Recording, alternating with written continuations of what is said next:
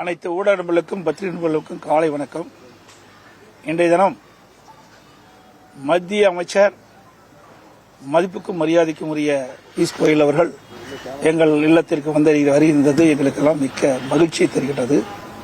அவரோடு பாரதிய ஜனதா கட்சியை சேர்ந்த அமைச்சர் சகோதரர் முருகன் அவர்களும் மற்றும் பாரதிய ஜனதா கட்சியுடைய மாநில தலைவர் மரியாதைக்குரிய நயினார் நாகேந்திரன் எம்எல்ஏ அவர்களும் அவரோடு மாநில பாரதிய ஜனதா பொறுப்பாளர்கள் மற்ற தலைவர்கள் அதிமுக எங்களுடைய தலைமை நிர்வாகிகள் அனைவரும் எங்கள் இல்லத்திற்கு அறிந்திருக்கின்றார்கள். எங்கள் இல்லத்தில் நாளை நடைபெறுகின்ற மாபெரும் பொதுக்கூட்டத்தில் எப்படியெல்லாம் அந்த பொதுக்கூட்டத்தில் மக்கள் கலந்து கொள்கிறார்கள், அதற்கு எப்படியெல்லாம் ஏற்பாடு செய்ய வேண்டும் என்று கலந்து ஆலோசிக்கப்பட்டிருக்கின்றன. நாளை நடைபெறுகின்ற கூட்டம் தமிழகத்தில் மிகப்பெரிய மாற்றத்தை ஏற்படுத்துகின்ற கூட்டமாக இருக்கும். சுமார் 5 லட்சம் பேர் அந்த பொதுக்கூட்டத்திலே கலந்து கொள்கிறார் என்பதை மகிழ்ச்சியுடன் இந்த நேரத்தில் தெரிவித்துக் கொள்கின்றேன். இந்த தொடக்கம்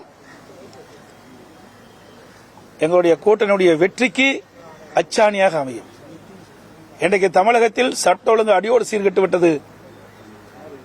இன்றைக்கு சிறுமிகளுக்கு பொதுமக்களுக்கு பெண்களுக்கும் பாதுகாப்பு இல்லாத ஒரு சூழ்நிலை. இந்த அரசாங்கம் எல்லா துறைகளிலும் தோல்வியை கண்டுவிட்டது. எல்லா துறைகளிலும் ஊழல் நிறைந்து இருக்கின்றன. சுமார் 4 லட்சம் கோடி பல துறைகளில் ஊழல் நடைபெற்றிருக்கின்றது. மேதக ஆளுநரிடத்தில் நாங்கள் அதை வழங்கி இருக்கின்றோம் அந்த அறிக்கையை.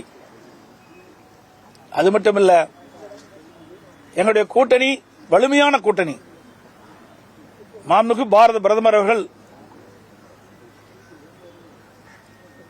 இந்திய நாட்டினுடைய பொருளாதாரத்தை உயர்த்துவது மட்டுமல்ல, மேக் இன் இந்தியா அதை நடைமுறைப்படுத்தி இந்தியா எதிர்காலத்திலே ஒரு வல்லரசு நாடாக உருவாக்குவதற்கு அனைத்து முயற்சியும் எடுத்துக் கொண்டிருக்கின்றார்கள்.